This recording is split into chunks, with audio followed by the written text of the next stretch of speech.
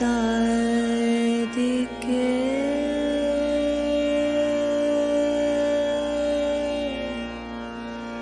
शरण्ये त्र्यंबके गौरी नारायणी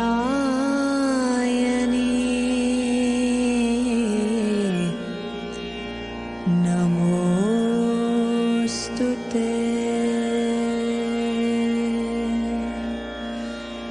ब्रह्मारूपे सदानन्द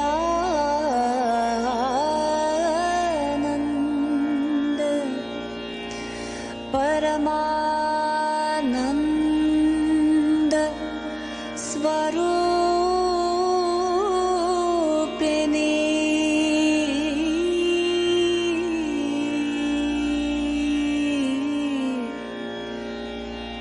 रिद्धि सिद्धि प्रदे देवी ना। जय श्री माता जी। हम सब श्री माँ की प्रतिमा की ओर देखेंगे और नमस्कार करेंगे। अपने दोनों हाथ गोद में, अपना पूरा अटेंशन अपने दोनों हाथों के सेंटर पे श्री माँ की बिंदी की ओर देखना है और प्रार्थना करनी है। परम पूज्य श्री माता जी, आप ही साक्षात श्री आदिशक्ति हो। आपकी परम कृपा में, आपके निर्मल चरणों में ध्यान करने की अनुमति हम सबको प्रदान कीजिए। हे माँ, आप ही करता हो, आप ही करविता हो। हम सब आपके बच्चे हैं। आप ही हमसे संतुलन, निर्विचारिता और गहनता में ध्यान करवा लीजिए। अब हम धीरे से आंखें बंद करेंगे और अपना राइट हैंड पृथ्वी तत्व पर रखेंगे। अपना संपूर्ण अटेंशन हम अपने लेफ्ट हैंड के सेंटर से सहस्त्रार द्वारा राइट हैंड की ओर 7 बार लेके जाएंगे।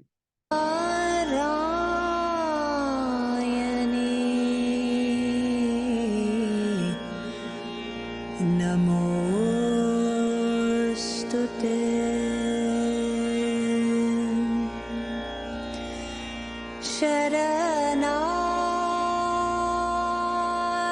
शरणागत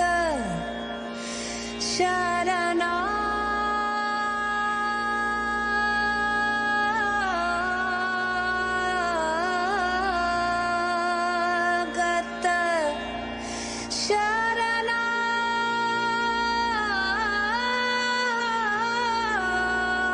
शरणागत शरणागत शरणागत दीना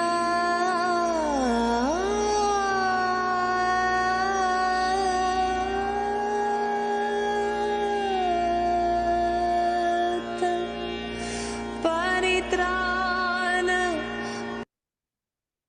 परम पूज्य श्री माता जी, आप ही साक्षात श्री महाकाली हो। आपकी परम कृपा में हमारे लेफ्ट साइड के ईड़ा नाड़ी के तमोगुण के सभी दोष, सभी बाधाएं इस राइट हैंड द्वारा पृथ्वी तत्व में समर्पित कर लीजिए और हमारी इच्छा शक्ति शुद्ध एवं निर्मल बनाइए, जागृत बनाइए।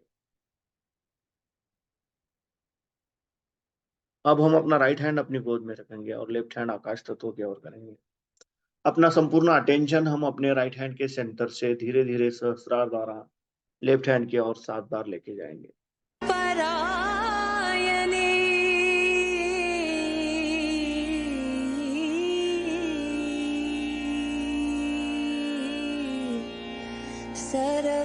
सर्वस्यार्ति हरे देवी नारायणी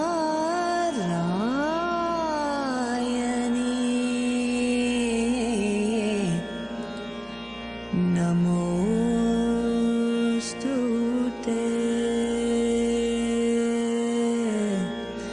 नमोस्तुते। नमो। परम पूज्य श्री माता जी, आप ही साक्षात श्री हनुमान जी हो। आपकी परम कृपा में हमारे राइट साइड के सभी दोष, सभी बाधाएं, हमारे पिंगला नाड़ी के रजोगुण के सभी दोष इस लेफ्ट हैंड द्वारा आकाशीय तत्वों में समर्पित कर लीजिए और हमारी क्रिया शक्ति शुद्ध एवं निर्मल बनाइए, जागरूक बनाइए।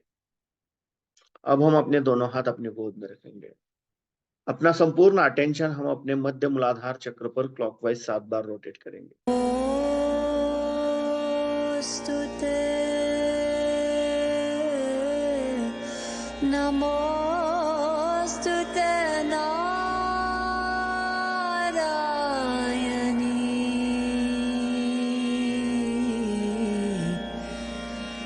नमोस्तुते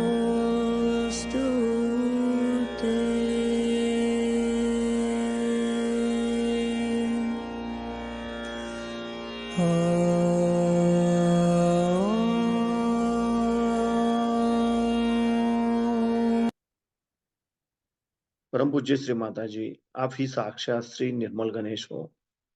आपकी परम कृपा में कृपया हमारे मूलाधार चक्र के सभी दोष, सभी बाधाएं इस पृथ्वी तत्व में समर्पित कर लीजिए और हमारे अंदर श्री गणेश तत्व प्रस्थापित कीजिए। हमें श्री गणेश जी के जैसा अबोधित एवं पवित्र बनाइए, जागरूक बनाइए। अब हम अपना राइट हैंड अपने स्टमक पे रखेंगे, लेफ्ट साइड पे बिलो द एब्डोमेन।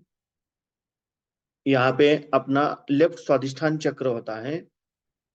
हमारी कुंडलिनी जब हम अपने लेफ्ट स्वादिष्ठान पर हाथ रखते हैं तब से ही जागरूक होना शुरू होती है। श्री मां ने एक लेक्चर में बताया है कि this is the activation point for our kundalini.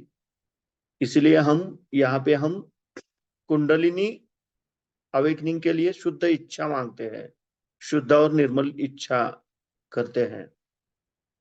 तो यहाँ पे हम प्रार्थना करते हैं कि परम पूज्य श्री माता जी, आपकी परम कृपा में कृपया हमें शुद्ध एवं निर्मल विद्या प्रदान कीजिए।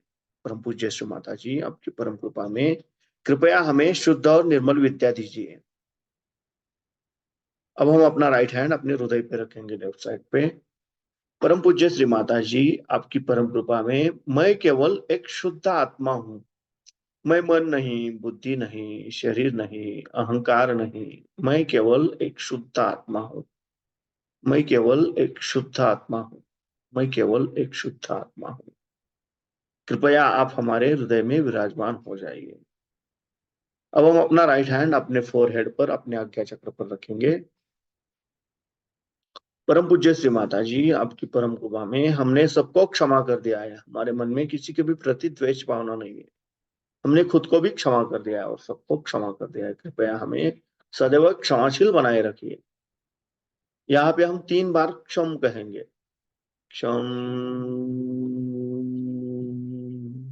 क्षम क्षम। अब हम अपना राइट पाम अपने सहस्त्रार पे रखेंगे और धीरे धीरे क्लॉकवाइज 7 बार रोटेट करेंगे।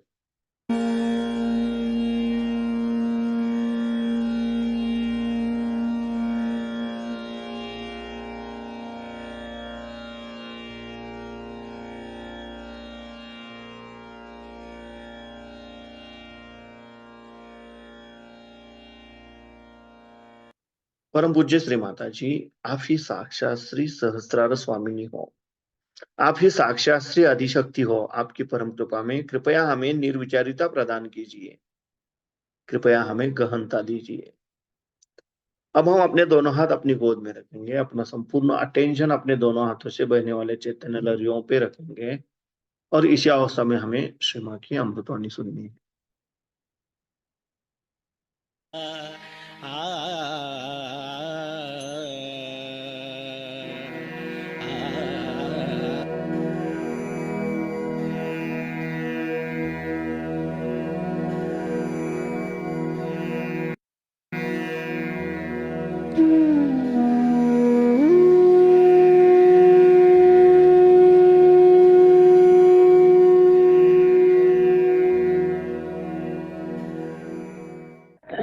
जयपुर के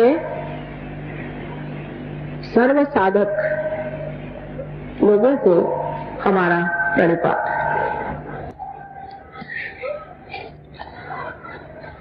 साधक वही होता है जो कुछ साध लेता है।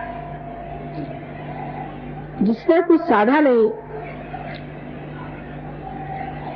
सिर्फ मनोरंजन करता रहा, भजन गाता रहा, मंदिरों में घूमता रहा और उसी तरह से अपना सारा जीवन जिसने बिता दिया, उसने कुछ साधा नहीं। कुछ साधन ऐसा होना चाहिए जिससे आप परमात्मा से संबंधित हो जाए, जिससे योग घटित हो जाए। और ये साधन परमात्मा ने पहले ही आपके अंदर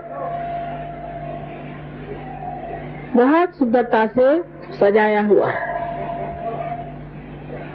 इस साधन का सिर्फ उपयोग करना, इतना ही मात्र काम बच जाता है। हमारे अंदर जो सूक्ष्म चक्र है, उसके अंदर या उनके अंदर हर चक्र पे एक एक देवता विराजमान। हम गणपति को मानते हैं, लेकिन हम ये नहीं जानते कि गणपति हमारे अंदर भी विराजमान है।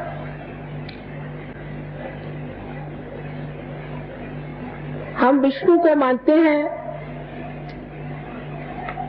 लक्ष्मी विष्णु दोनों को ही मानते हैं, लेकिन ये नहीं जानते कि वे हमारे अंदर विराजमान है। अभी जगदम्बा का जो भजन कहा गया, वो जगदम्बा भी हमारे अंदर विराजमान है। कल आपसे मैंने नाभि चक्र के बारे में बताया था। उस नाभि चक्र के चारों ओर जब ब्रह्मा ने सृष्टि की तो भवसागर तैयार हो गया, और इस भवसागर में धर्म की स्थापना करने के लिए अनेक महापुरुषों ने आदि गुरु से लेकर के आज तक जन्म लिए हैं, जिनके 10 तत्व हैं। ये 10 तत्व हमारे मानव धर्म को बांधते हैं। ये मानव धर्म हमारे अंदर जैसे कार्बन के अंदर 10 वैलेंसी होती है, उसी प्रकार होते हैं। और ये सत्पुरुष, सदगुरु अनादि काल से हमारे अंदर इस धर्म को सुसज्जित करते हैं, जिसका पालन हमें करना चाहिए। लेकिन मनुष्य अपने अहंकार में या किसी गलत फहमी में पड़ करके धर्म को अधर्म बना देता है। इसीलिए आज हमको धर्म में बहुत विकृति नजर आती है, और हम लोग ये सोचने लग जाते हैं कि धर्म नाम की कोई चीज नहीं और परमात्मा नाम की कोई चीज नहीं है। धर्म हमारे ही अंदर स्थित है। उसका अनेक प्रकार के से हम लोगों ने इन अवतरणों में परिचय पाया। जैसे श्री रामचंद्र जी ने शबरी के झूठे बेर खाए थे। श्री रामचंद्र जी सूर्यवंश के पुरुषोत्तम थे। एक शबरी जो कि बूढ़ा हो गई, उसने अपने दांत से कुरेज करके जो बेर तैयार किए थे उसको इतने प्रेम से खाया। इसमें बड़ा भारी धर्म निहित है, और वो धर्म ये है कि प्रेम परमात्मा को सबसे ज्यादा प्रिय है। जिस मनुष्य के हृदय में प्रेम नहीं है, वो मनुष्य परमात्मा के दरवाजे पर आ नहीं सकता। और जिसके हृदय में प्रेम है, उसके लिए परमात्मा सब कुछ भूलकर उनके गले लिपट जाते हैं। जैसे सुदामा जी अपने साथ चिवड़े ले गए थे, किस प्रेम से उसे उन्होंने खाया। हम लोग अनेक तरह के व्यवहार करते हैं खाने के मामले में, लेकिन ये नहीं सोचते कि जिस आदमी ने प्रेम से हमें कुछ खाने को दिया, वो चाहे कोई भी हो, वो प्रेम का पुजारी जो है, यही परमात्मा स्वरूप है। तो धर्म का स्वरूप जो है वो है प्रेम। लेकिन आजकल धर्म में झगड़े, कोई कहेगा कि माँ का धर्म प्रेम है, तो ये झगड़े क्यों होते? सारे संसार में जितने भी ये सब सद्गुरु आए हैं, ये सब एक पेड़ पर आने वाले अलग अलग समय पर फूल है। वो एक ही जीवन के पेड़ पर आए थे और पनपे थे, लेकिन जब हम उन्हें तोड़कर ये हमारा और ये हमारा, उनके मरने के बाद जब जिंदा रहते तो उनको सताते हैं, और अगर सताते नहीं तो उनका जो सताना है उसे देखते हैं। सारे साधु संतों को हमने सताया, अगर सताया नहीं है तो कम से कम जिस वक्त तो इतने तकलीफ में थे, हमने किसी ने तब नहीं कहा कि भाई क्यों साधु संतों को सता रहे हो। किसी ने उनको एक गिलास पर पानी तक नहीं दिया। ये साधु संत इस दैवी पेड़ के फूल है। अब उनको तोड़ करके ये मेरा फूल है, ये तेरा फूल है, मेरा फूल तेरे से उत्तम है, से तो फूल मर गए। उस मरी हुई चीज को लेकर के आज हम झगड़ा कर रहे हैं। जो फूल एक बार परमात्मा के आंगन की शोभा थे, वो आज झगड़े का कारण हो गए।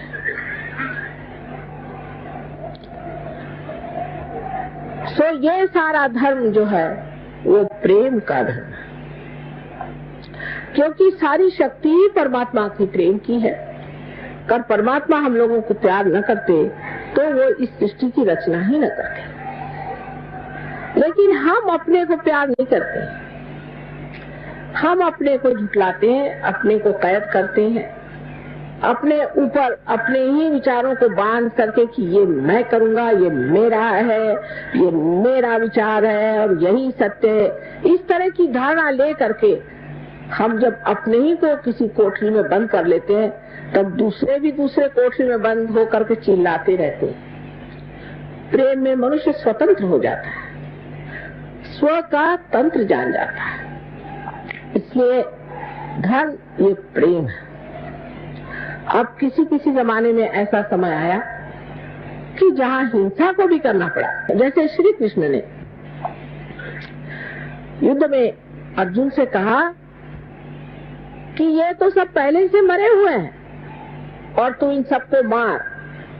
उन्होंने कोई आजकल की अहिंसा नहीं सिखाई कि कीड़े मकोड़ों को बचा के रखो। क्या मैं कीड़े मकोड़ों को कुंडलिनी जागरण देने वाली हूँ जो कीड़े मकोड़े बचाते रहते हो? उन्होंने कहा इनको मार, तेरे जो गुरु हैं उनको भी तुम मार। उस वक्त देखिए धर्म को समझना चाहिए पूर्णतः। उस वक्त आपको कर्ण का किस्सा मालूम है कि कर्ण का पांव जब रथ में अटक गया और अर्जुन ने अपना गांडी उसके ऊपर उठाया, उसने कहा देखो मैं वीर हूँ और तुम भी वीर हो, और एक वीर पर निशस्त्र आप हमला नहीं कर सकते। तब कृष्ण ने अपनी उंगली आगे करके कहा कि जिस वक्त द्रौपदी की लाज लूटी जा रही थी तब तुम्हारी वीरता कहाँ गई थी? मार इसे।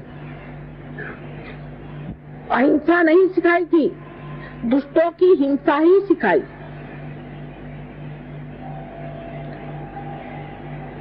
हम तो दुष्टों की तो अहिंसा करते हैं और भले लोगों की हिंसा करते हैं।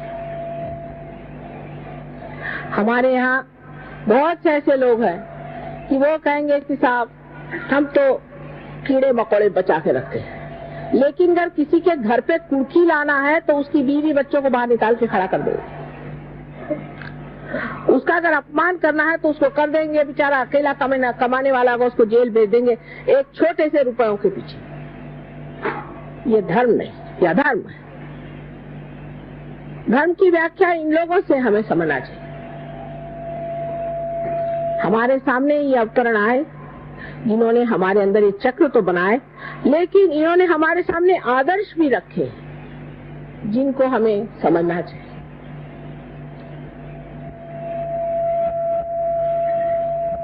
अब जो चक्र धर्म के बाद हमें जानना है वो है जगदम्बा का चक्र, जिसका अभी गायन हुआ था। जगदम्बा जो है वो इस हृदय चक्र में बीचों बीच बैठी हुई। ये हृदय चक्र 12 पंखुड़ियों से बना हुआ। जब बच्चा 12 साल तक का होता है तब तक जगदम्बा, क्योंकि उसका नाम भ्रमरम्बा भी, आप जानते हैं कि वो भ्रमर बनाती है, इन भ्रमरों को अपने सीने पर हड्डी है उसमें बनाती है। इसे अंग्रेजी में एंटीबॉडीज कहते हैं। ये 12 साल तक वो बना के तैयार कर देती है, और जब कभी किसी बच्चे पर कोई आक्रमण आता है तो ये भ्रमर उससे लड़ाई करते हैं, झगड़ते हैं। 12 साल बाद ये भ्रमर सारे शरीर में फैल जाते हैं। लेकिन जैसे कि हमारे ऑल इंडिया रेडियो है, उसी प्रकार ये जो हड्डी है, इस हड्डी से ही उनको आदेश जाते हैं कि अब यहाँ लड़ो, अब ऐसे हमला करो, कुछ जरूरत है और इधर से लोग भेजो। ये हमारे अंदर होने वाले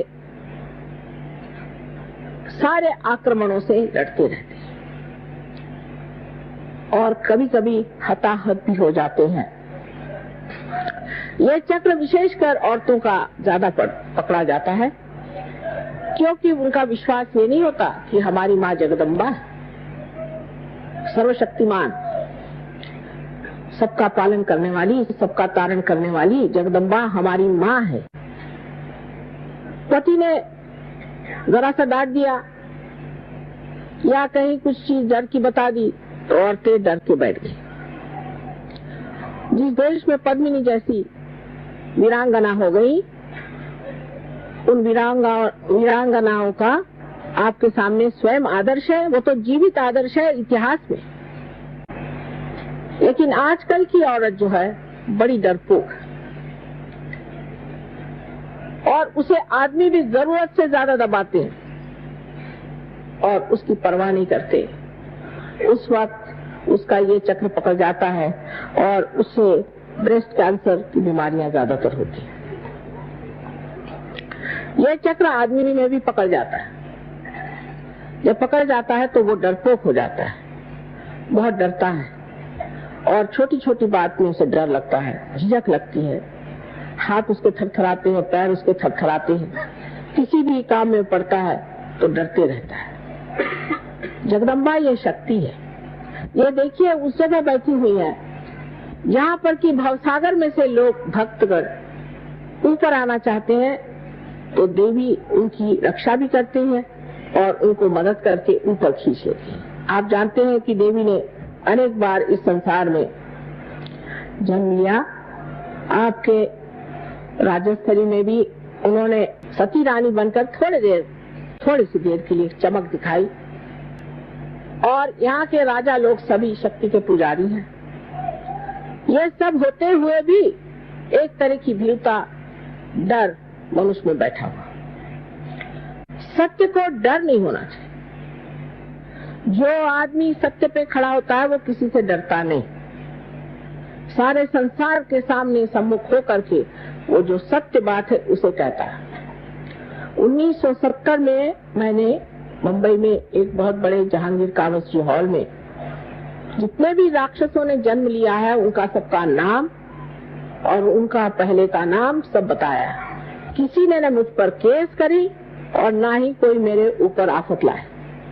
एक साहब ने कहा माँ आपको गोली से उड़ा देंगे। मैंने लाओ तो सही, कौन गोली मारने वाला है, मैं देखती तो हूँ।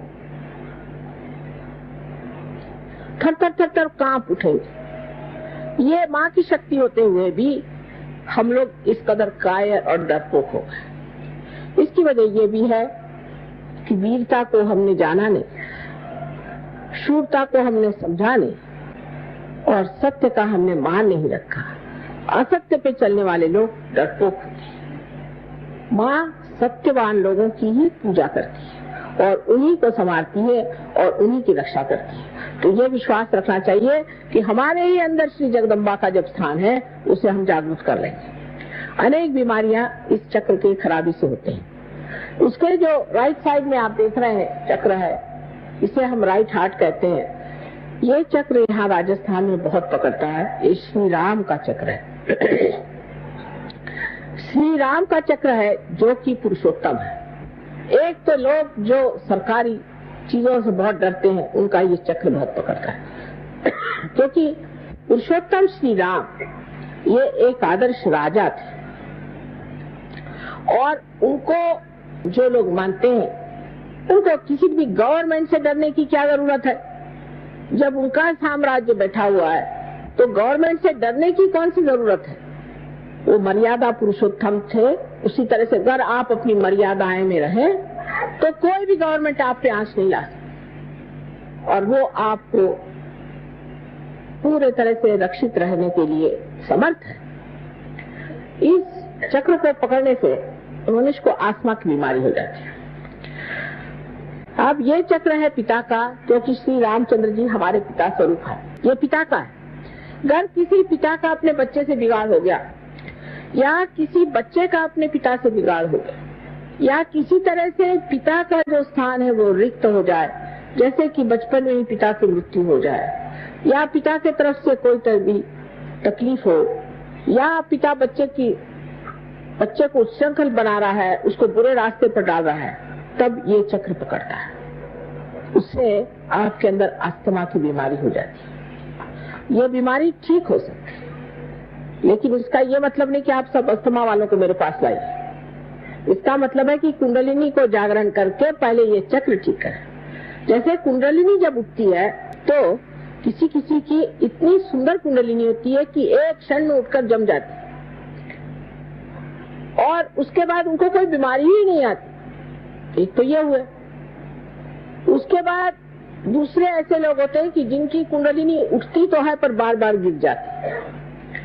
ऐसे लोगों को कुंडलिनी बार बार उठा करके जगाना चाहिए, क्योंकि ये कुंडलिनी की जो शक्ति है, यही आपका इंजेक्शन, यही आपकी दवा, यही आपका धन्वंतरी, यही आपके डॉक्टर, यही सब कुछ है। अगर ये शक्ति आपके अंदर बहेगी नहीं तो हमारे हाथ कैसे चलेंगे। और तीसरे लोग हैं जिनकी की कुंडली जमी बैठी है, वो उठती ही नहीं। ऐसे लोगों को ठीक करना कठिन जाता है। श्रद्धावान लोग जो होते हैं, जो कहते हैं हाँ थोड़ा सा हमारा फर्क आ गया, ठीक हो रहा है, उन पे कुंडली नहीं चलती।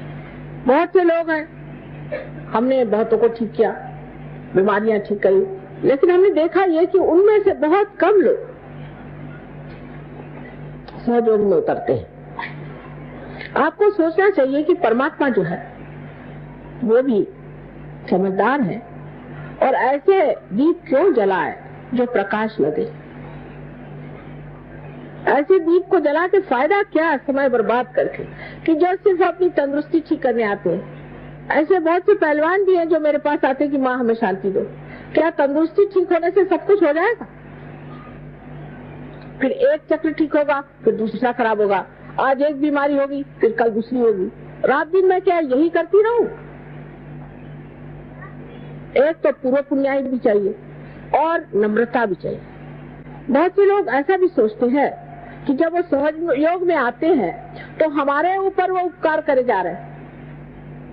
ये नहीं समझते कि हमारा ये अहोभाग्य कि आज हम आए, हमारी कुंडली जागृत हुई और हमने इसे प्राप्त किया। जब मनुष्य ये समझ लेता है तभी परमात्मा उसे स्वीकार करते हैं, न कि अहंकारी मनुष्य को।